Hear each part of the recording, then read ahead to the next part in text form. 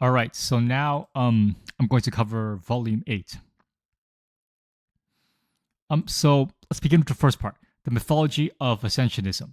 So there are three fundamental forces in the universe. There's ascensionary forces, stagnatory forces, and descensionary forces. So there's forces that ascend, there are forces that stagnate, and there are forces that descend. Sorry. So ascent is metaphorical. It refers to movement up the universal hierarchy, not physical rising. So there's a value hierarchy, and um, it is presumably universal. Now, even if it isn't, the point is to increase in value, to accelerate in alignment with what is valuable, and to ascend and transcend beyond it, to create ever greater values, and to just keep going up, right? Just keep generating more value and keeping in alignment with infinite and unstoppable value. So we cannot calculate ascent with mathematical certainty the way we calculate the area of a square, for example. The determination of what counts as ascending requires intuition. All knowledge ultimately depends on intuition because we have no access outside our perceptions to validate them. To hold any view is to make a leap of faith. To be an ascensionist is to have faith in the principle of ascension. So this faith condenses into one word, elevatum. Elevatum is the pursuit of endless ascent. The motto, surpass all obstacles to become more magnificent. Ultimate virtue is excellence beyond all limitations. Ultimate evil is mediocrity. So mediocrity is even more pernicious than failure because mediocrity lies to you and tells that it is fine to rest on your lackluster laurels.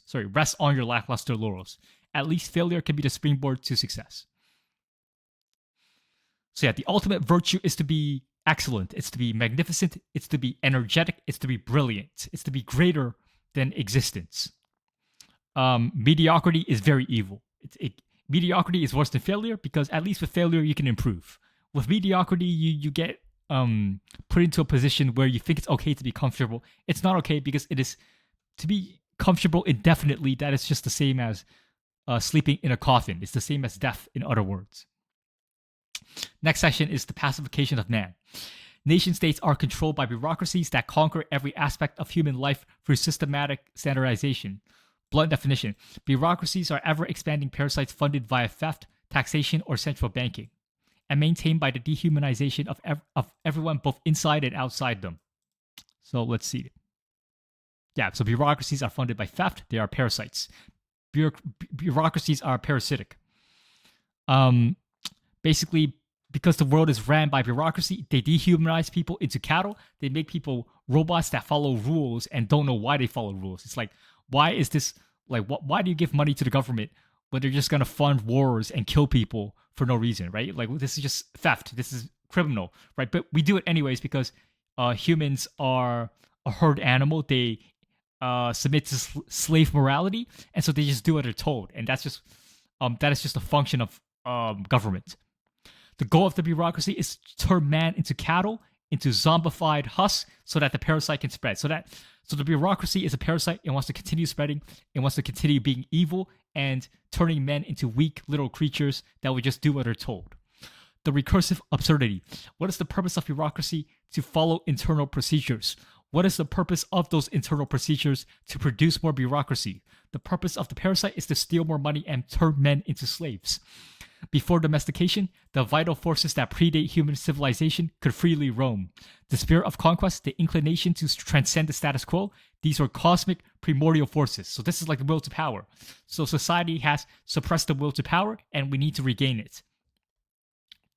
So scarcity produced conflict, which produced the pacification of man. This pacification might be pragmatically necessary for social stability, but it cannot be celebrated. I cannot accept the idea that the castration of mankind is something to be celebrated. Necessary steps for Ascensionism. So these are steps that would benefit the Ascensionist movement. So the abolishment of taxation, basically stop the bureaucracies from being parasites. If they can't steal your money, then they can't be parasites anymore. So the way to prevent taxation, prevent the government from stealing from you, is to become very powerful. So basically, everyone should have an intimidating supply of weapons. Everyone should have, remember, all of this is rhetorical. all of this is fictional, all of this is for entertainment and educational purposes. But if you want to defend yourself against tyranny, you need to be armed and you need to be powerful. And if everyone could own, if everyone had their own private militia, then it would be a lot harder to rob you, right? Um. So yeah. So the abolishment of central banking. So central banking or fractional reserve banking is really the same thing as taxation, because banking elites print money and give it to themselves and their cronies. When the money flows into the economy, it causes price inflation. The masses feel the tax when their purchasing power of the savings decrease. So basically, if I'm a central banker and I'm engaging in fractional reserve banking, what I'm doing is I'm printing money out of thin air, and then I give it to my fellow cronies, right? I give it to political elites. I give it to evil people who are in power, so that we become friends we become brothers in crime, right? Now, I print money out of thin air, so I'm basically a parasite. I'm just extracting value from the productive people, okay? And then I spend this money, right? And then because I spend this money, the productive people have to pay the price of me stealing from them through the outcome of inflation. So I spent this money, then this exorbitant fiat gets gets injected into the money supply. So the money supply increases, which increases the price of everything. So monetary inflation causes price inflation, and that is the price that the productive people have to pay for the central bankers stealing their money. Okay, so that's what central bankers do. They are thieves.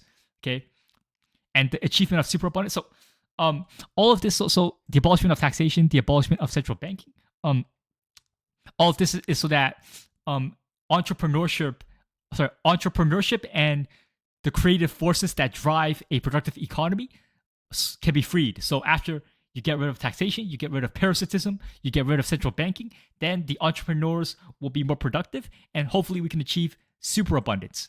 So superabundance is the polar opposite of scarcity. Scarcity means resources are limited so that not everyone in the world can survive or achieve their goals.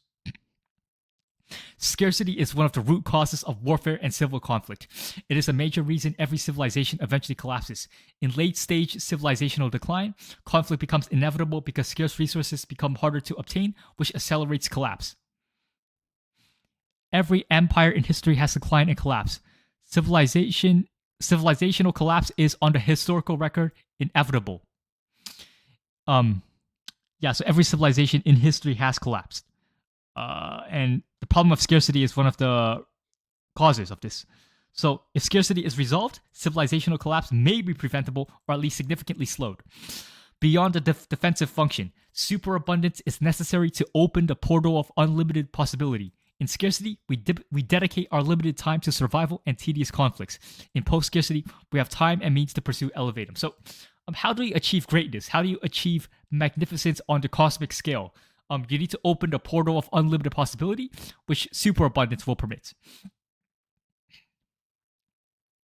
So, the creative energies of mankind, they want to flow, they want to create a greater society, they want to create a better universe. To do this, you need to open the portal of unlimited possibility for superabundance, because the alternative is scarcity, and when there's scarcity, people will fight each other, and people will engage in petty activities that are not as amazing or not as valuable. So what Ascensionism is not? Ascensionism is not eudaimonia or mere flourishing. Ascensionism is not hedonism, not utilitarianism, not consequentialism, not secular humanism, not a petty ideological movement. All these worldviews seek to create a utopia or an ideal state of mind. Once that end state is achieved, the mission becomes supposedly complete. This is pure delusion. The deep philosophical point: misery is an inextricable aspect of consciousness. Consciousness is equivalent to misery. Any ideology that professes a particular end to a state of mind, any ideology that professes a particular end, state of mind, or utopia is nonsense. So any ideology that thinks there's a final resting place where everyone will be happy, any ideology that promotes a utopian paradise is delusional. To be conscious is to want to act. To want to act is to want to cause change. To want to cause change is to be, in a deep rooted way, miserable about the state of existence. Therefore, consciousness equals misery. The alternative to misery is not unconsciousness, that is death or internal stagnation. So, because consciousness is inherently miserable, there have historically been two solutions. The first solution is, like, I don't know, become an ascetic, become like a Buddhist, or reach nirvana. Basically, just become unconscious, just sleep forever and be in complete relaxation. But this is just the equivalent to death. This is a spiritual death. This is continuous stagnation. And so, okay, rather than becoming creative and brilliant, you just become an inanimate object. This is lackluster. This is a lower form of being. So the other way is to ascend. Well, Nietzsche would say the other way is will to power. It's to the desire to conquer, desire to expand, the desire to create your own values and become Superman, become greater than conventional humanity. But I would say no. We need to. It's not just about will to power in the individualist sense. It's not just will to power in the sense of wanting to conquer. It's yes, you want will to power, but you want to merge that with a greater principle of ascent, of ascent and greater magnificence on a universal scale. So you want the universe in its entirety to become more brilliant. Now, how do you do this? Well, there's no separation between the self and the there's no separation between the individual and the universe. Existence is existence. Everything is interconnected. So rather than being an individualist and rather than just wanting to conquer things for the sake of power, you want to become greater. You want to become elevated, right? So the context of ascensionism. So I sort of admit that there's no certain definition of ascension. So people can disagree on what elevator means. People can disagree on what it means to be higher or lower. People can disagree on what is magnificent. So that's why I say ascensionism is an open contest, and ascensionism is a free market of ideas, and people should compete and have their own views of reality, and people can form their own sects of ascensionism. People can disagree with each other. That is what constructive that's what constructive creativity is all about. So the problem of inevitable stagnation. So it seems that historically that so let me see. Okay, let me just read off this. So there's no uncontestable definition of ascent. Obviously, makes ascensionism very vulnerable. That the three necessary steps aforementioned may be impossible to achieve. Superabundance is not guaranteed. World War III could push humanity back into primitivism, and so obviously this would be bad because you would go back into pure scarcity, and mediocrity just seems ubiquitous, right? So look, the bureaucrats have taken so much space that perhaps it is impossible to breathe without having your lungs polluted by their demonic parasite spirit. Downtown, impoverished zombies in tents surrounded by squalor. Shopping malls and colleges, obese, In shopping malls and colleges, you will find obese people. You will find disease-infested people. You will find evidence of dysgenics. Humanity is visibly and undeniably in a sick and downtrodden state. Remember, all of this is for educational purposes. I do not seek to dehumanize everyone. I do not seek to dehumanize anyone. I do not support discrimination for any basis. This is just for education and fictional purposes. All of this is for entertainment. So basically, I engage in some symbolic writing, and I basically say that okay, I don't see a solution to prevent stagnation inevitably. So stagnation might be inevitable, and there's no way to prevent it. So I sort of retreat in contemplation and try to find a solution against stagnation. And I don't know if I ever succeed. But anyways, so let's see. Yes, another point I want to point out that basically history, if you look at the historical record, it seems that stagnation is inevitable. It seems that history goes in a cycle rather than in a linear trend of progress. So that might just be a historical reality that cannot be avoided. That might the fact that every civilization eventually collapses, the fact that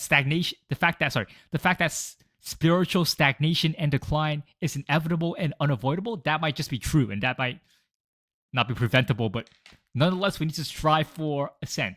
So, Ascensionism is more so about the internal orientation. It's more so about the practice of doing what is right, the practice of being aligned with magnificence and striving to be great even when the world around you is mediocre. So maybe the universe is headed towards descent.